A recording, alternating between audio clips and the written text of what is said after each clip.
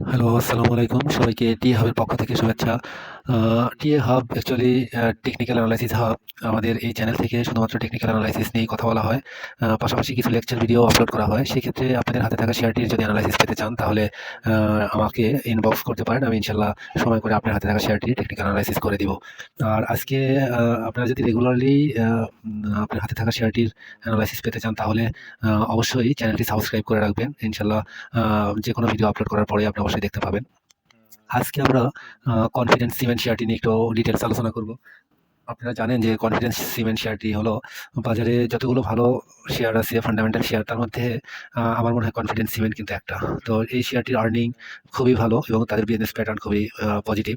তো সেক্ষেত্রে এই শেয়ারটি বলা যায় ফান্ডামেন্টালি খুবই স্ট্রং একটা কোম্পানি। তো সেক্ষেত্রে এই শেয়ারটির বেসিক কিছু আলোচনা আমরা করব ইনশাল্লাহ। তো সেই ক্ষেত্রে আমরা যদি দেখি যে শেয়ারটির প্রাইস রিসেন্ট আমরা যদি ২০২৪ সালে যদি দেখি, ২০২৪ সালে কয়েকবারই সে শেয়ারটির প্রাইস কিন্তু মুভ করার চেষ্টা করেছে। আপনারা দেখতে পাচ্ছেন হলো ২০২৪ এর জুনে ২৪ এর জুনে কিন্তু ১ম প্রাইসের মুভমেন্ট শুরু হয়। তো যাই হোক ধাপে, ধাপে প্রাইস মুভ করে শেয়ারটি কিন্তু অলমোস্ট ৳৫৬ থেকে উঠে কিন্তু আ এটা মোটামুটি ৳৯০ দিকে চলে যায়। অর্থাৎ আ ২০২৪ এর সেপ্টেম্বরে কিন্তু ৳৯০ উঠে যায়। অর্থাৎ শেয়ারটি কিন্তু ৩ টা ধাপে কিন্তু আপ ডাউন করে ৳৫৬ থেকে ৳৯০ দিকে উঠে যায়। তো যাই হোক শেয়ারটি ৳৯০ তার একটা হায়ার হাই তৈরি করে। সেই ক্ষেত্রে ৳৯০ ওঠার পরেই কিন্তু সে প্রাইস কিন্তু কারেকশনে চলে যায়। আমরা দেখতে পাচ্ছি প্রাইস কারেকশন কিন্তু মোটামুটি একটা লং কারেকশন আমরা দেখতে পাচ্ছি। অর্থাৎ ৳৯০ থেকে শেয়ার কিন্তু অলমোস্ট এই লেভেলে চলে আসে। অর্থাৎ ৳40 লেভেলে চলে আসে। অর্থাৎ প্রায় 55% কিন্তু প্রাইস কারেকশন হয়ে যায়।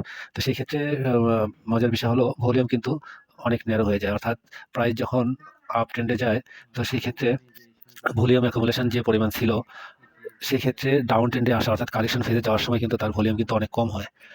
তো সেক্ষেত্রে এই ধরনের প্রাইস কারেকশন কিন্তু খুব বেশি ঝুঁকিপূর্ণ না। তো সেক্ষেত্রে এরপরে আবার আমরা নভেম্বরের দিকে কিন্তু শেয়ারের প্রাইস আবার মুভ করে। অর্থাৎ এই সময় আমরা জানি যে এই সময় কিন্তু শেয়ারের ইপিএস ডিক্লেয়ার হয়। ইপিএস ডিক্লেয়ার হওয়ার পরে কিন্তু শেয়ারটির একটা বড় প্রাইস মুভমেন্ট হয়। অর্থাৎ শেয়ারটি আবার ৳৫০ থেকে অলমোস্ট ৳৭০ র দিকে কিন্তু উঠে যায়। যাই হোক শেয়ার এখানে ওঠার পরে আবার কিন্তু সে কারেকশনে যায়। মোটামুটি একটা ভালো কারেকশন ফেজে থাকে। তো সেক্ষেত্রে এখানে কারেকশন ফেজে কিন্তু ভলিউম আবার খুবই কম থাকে। তো সেক্ষেত্রে এখন আমরা দেখতে পাচ্ছি যে শেয়ারটির একটা লং যে আ ডাউন ট্রেন্ড একটা প্যাটার্ন ছিল, সেই প্যাটার্নের বাইরে গিয়ে কিন্তু এখন সে অবস্থান করছে আরকি। তো সেক্ষেত্রে এখন ভলিউম গত লাস্ট ২-৩ দিন আমরা দেখতে পাচ্ছি যে ভলিউম লেভেল কিন্তু মোটামুটি পজিটিভ বা আগের চেয়ে মোটামুটি ভালো। তো সেই ক্ষেত্রে শেয়ারটি কিন্তু শেয়ারটি যদি এখান থেকে উঠে যায় তাহলে অলমোস্ট 64 এর দিকে কিন্তু যেতে পারে। এখানে একটা রেসিস্ট্যান্স রয়েছে। এটা ক্রস করলে শেয়ারটি অলমোস্ট ৳৭০ র দিকে যেতে পারে। তো যাই হোক শেয়ারটির এই হলো আ ডাউন ট্রেন্ডের যে প্যাটার্ন সেটা থেকে বের হয়ে যাওয়ার আসলে আমরা সিগন্যাল দেখতে পাচ্ছি।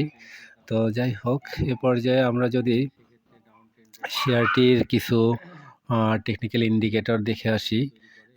তাহলে আমরা দেখতে পাই সুপার ট্রেন্ড যেটা, সুপার ট্রেন্ড কিন্তু আপনারা দেখতে পাচ্ছেন এটা একটা ইন্ডিকেটর।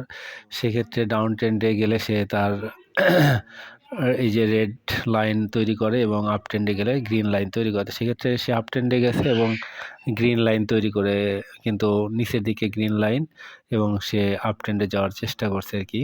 এবং লাস্ট ২ টা ক্যান্ডেল কিন্তু আমরা দেখতে পাচ্ছি খুবই ফুল বডি ক্যান্ডেলের মতোই। গ্রিন ক্যান্ডেল সেটা কিন্তু খুবই ভালো ইন সিগনাল।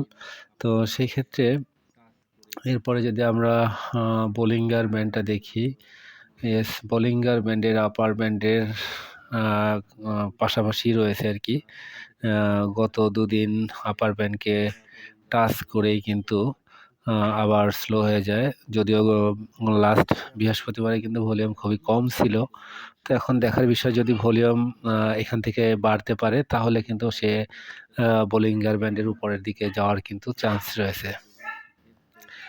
এরপরে যদি আমরা ইসিমোকু দেখে আসি, ইসিমোকু ক্লাউড সবচেয়ে ইম্পোর্টেন্ট একটা কিন্তু ইন্ডিকেটর আমরা জানি। ইসিমোকু ক্লাউডে আপনারা দেখতে পাচ্ছেন যে ইসিমোকু ক্লাউড কিন্তু আ অলমোস্ট ভেদ করে কিন্তু উপরের দিকে ওঠার চেষ্টা করছে ডেইলি চার্টে। এটা কিন্তু খুবই পজিটিভ একটা ইন্ডিকেটর যদি সে তার ক্লাউডকে ভেদ করে উপরে উঠতে পারে। পর্যায়ে আমরা আরও কিছু ইন্ডিকেটর দেখব। আমরা যদি ম্যাকডিটা দেখি তাহলে আমরা আরও ক্লিয়ার ধারণা পাবো। ইয়েস, ম্যাকডি কিন্তু তার জিরো লাইনের উপরে অবস্থান করছে লাস্ট 3 দিন। আমরা দেখতে পাচ্ছি ম্যাকডি কিন্তু পজিটিভ। তো ম্যাকডি অনুসারে ভালো পজিশনে রয়েছে। আমরা যদি আরএসআই দেখি, ইয়েস আরএসআই 53 লেভেলে রয়েছে। এটা খুব স্ট্যান্ডার্ড একটা লেভেল। তো আরএসআই অনুযায়ী শেয়ারটি কিন্তু ভালো পজিশনে আছে। আমরা আর কিছু ইন্ডিকেটর দেখতে পারি। সেই ক্ষেত্রে যদি আমরা মানি ফ্লোটা দেখে আসি, মানি ফ্লোটাও কিন্তু খুবই ভালো পজিশনে আছে। মানি ফ্লোটা অলমোস্ট 72, তার মানে এখানে স্মার্ট মানি কিন্তু অলরেডি ঢুকে গেছে আর কি। তো সেক্ষেত্রে স্মার্ট মানির ইনভলভমেন্ট আমরা দেখতে পাচ্ছি, এটাও পজিটিভ। তো যাই হোক, সর্বোপরি শেয়ারটি কিন্তু ভালো অবস্থানে রয়েছে। আমরা শেয়ারটি অবশ্যই আমাদের ওয়াচ লিস্টে রাখতে পারি এবং শেয়ারটা অবজার্ভ করতে পারি। আশা করা যায় শেয়ারটি থেকে হয়তো ভালো প্রফিট পাওয়ার একটা সম্ভাবনা রয়েছে। এছাড়াও আমরা দেখতে পাচ্ছি যে 14 ডেজ যে মুভিং এভারেজ সেটার কিন্তু উপরে অবস্থান করছে। এটাও একটা পজিটিভ ইন্ডিকেটর।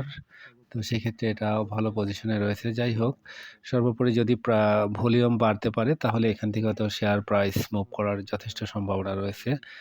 যাই হোক, এটা এ পর্যন্তই আজকের আলোচনা। যাই হোক, সবাই ভালো থাকবেন ইনশাল্লাহ। সবার জন্য শুভকামনা থাকলো। শুভরাত্রি।